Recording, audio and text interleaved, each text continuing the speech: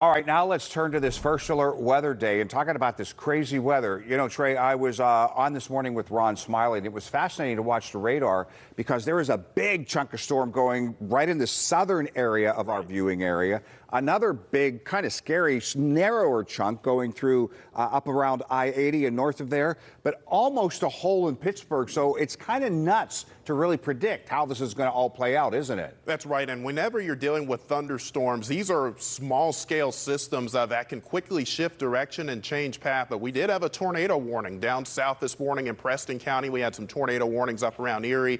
Things did miss the Pittsburgh metro area. But remember, folks, we forecast for all of these counties here across western PA and northern West Virginia. And we still do have wind advisories that are in effect until 6 p.m. this evening for the ridges of Fayette, Montague, or Preston, also Westmoreland, Somerset, and Garrett counties. This is for winds that could easily gust upwards to 50 miles per hour, and that has happened so far today. We've had a gust near 50 there in Du Bois, 36 miles per hour, and Pittsburgh, Latrobe peaking at a 40 mile per hour gust so far, and those current wind gusts this afternoon are still elevated between 35 and 45 miles per hour. So we expect those winds to continue again as we have a very strong area of low pressure departing just to our north and east, but winds forming as a result of that tight gradient between that low pressure and surrounding high pressure. So we're going to continue those winds and the chance for an isolated shower or thunderstorm, most of that well up to the north of the I-80 corridor, closest to that departing low.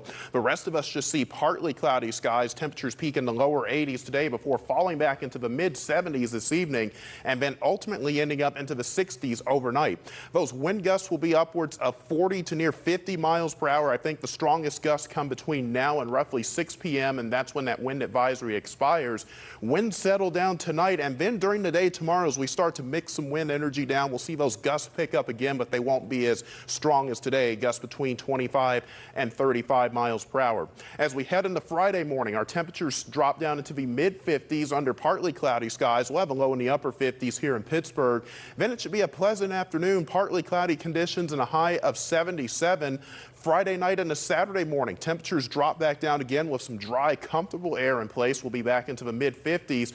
And then as we head into Friday or Saturday afternoon and evening, another little one of these weak disturbances comes through. We'll throw in a chance for a stray shower or thunderstorm in the afternoon, but we're going to be limited on moisture, so I don't think we're going to have a whole lot out of that. Sunday looks dry at the moment, but our attention will turn to Monday as we look ahead to our next storm system coming in from the west. This will have another good fetch of moisture with it, so we do anticipate showers and thunderstorms to develop with that, especially Sunday night through Monday, scattered to numerous thunderstorms. And it's still a little too early to get into details on whether we'll have severe weather with this system, but we are in the peak of our severe weather season, so that is something we will watch fairly closely.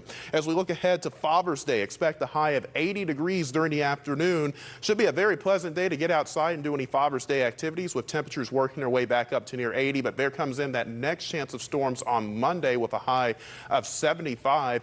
After that, Tuesday, partly cloudy, 76, and then toward the middle to end of next week, we could see another system approach our region, especially Wednesday and Thursday. So we'll keep an eye on that as the next couple of days progress.